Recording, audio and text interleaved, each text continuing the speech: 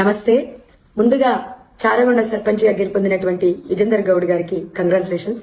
అలాగే నాకు ఓట్లు వేసిన ప్రజలకి కృతజ్ఞత తెలుపుతున్నాను. తెలంగాణలో సర్పంచ్ అభ్యర్థిగా గెలుపొందిన ప్రతి ఒక్కరిని ఒక క్వశ్చన్ అడగాలనుకుంటున్నాను. అనా, మీరు 5,000 ఓట్లుంటే పోటీ పైన ఖర్చు పెట్టారు, ఎట్లా రికవర్ అవుతాయి? మాక్సిమం నెలకి 5 లక్షల పైన ఫ్రాడ్ చేయాలన్నా అవి రికవర్ అవ్వాలంటే. పోనీ రాష్ట్ర ప్రభుత్వం నిధులు ఇస్తుంది, మీరు పనులు చేసుకుంటే బిల్స్ వస్తాయి అనుకున్నా రాష్ట్ర ప్రభుత్వం దగ్గర నిధులు లేవు, మీరు పని చేసుకున్న బిల్స్ రావు. ఎట్లా రికవర్ అయితే? మీ ఫ్యామిలీస్ రన్ అవ్వాలి, మీరు మళ్ళీ వినాయక చవితులకు దసరాలకు పెట్టే అమౌంట్ కావాలి, మీరు సంపాదించేది పక్కకు పెట్టండి. ఇది రికవర్ అవ్వాలంటేనే నెలకు 5 లక్షలు అవుతాయి. ఎట్లా రికవర్ అవుతుంది? నాకు అర్థం కావట్లేదు, నిజంగా చెప్తున్నా. 3,000 ఇచ్చినోడు కోటు పడుతుంది, 2,000 ఇచ్చినోడు కోటు పడదు, ఫుల్ బాటిల్ దాపినోడు కోటు పడుతుంది, హాఫ్ బాటిల్ దాపినోడు కోటు పడదు, బిర్యానీలో మటన్ వేసినోడు కోటు పడుతుంది, చికెన్ వేసినోడు కోటు పడదు.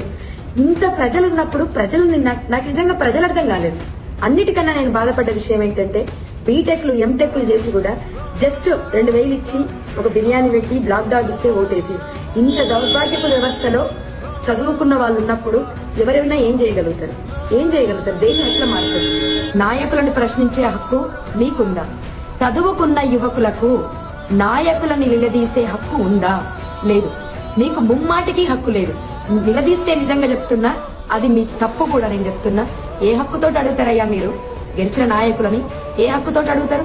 బుద్ధుందా? నిజంగా చెప్పాలంటే 2,000 full bottle Black Dog bottle food, వీటి కోసం ఓట్లు అమ్ముకునేటోళ్ళు రేపు ఎట్లా అడుగుతారు? నాయకులను ఎట్లా ప్రశ్నిస్తారు? మీరు ఇప్పుడు ఫోన్ చేస్తారా? నాకు ఈ పనులు కావాలి, ఆ పనులు కావాలని అంటారా?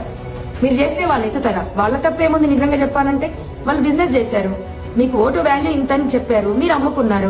ఇంకెందుకు? ఒకసారి అమ్ముడు పోయిన తర్వాత ఇంకెట్లా అడుగుతారు మీరు? నిజంగా చెప్తున్నాను, నాయకుల తప్పు కాదు, ఓటర్ల తప్పు. ఈ ధర్మానికి వాల్యూ లేదు తల్లి, నువ్వు వద్దమ్మా అని చెప్పారు పెద్దలు. వాళ్ళకి మరొకసారి కృతజ్ఞత చెప్తున్నా. మీరు మారనంత వరకు ఈ సిస్టమ్ మారదు, ఇండియా మారదు. ఒక్కసారి ఆలోచించండి. మన దేశం మారాలి అంటే మీ ఆలోచన విధానం మారాలి. ఎందుకు చదువుకున్నాం? నాకు పడ్డ ఓట్లయితే నాకు పరిచయం లేని వాళ్ళు వేసిన ఓట్లు, ఓన్లీ నా గురించి విని వేసిన ఓట్లు అవి. వాళ్ళకి నిజంగా మనస్ఫూర్తిగా కృతజ్ఞత చెప్తున్నాను.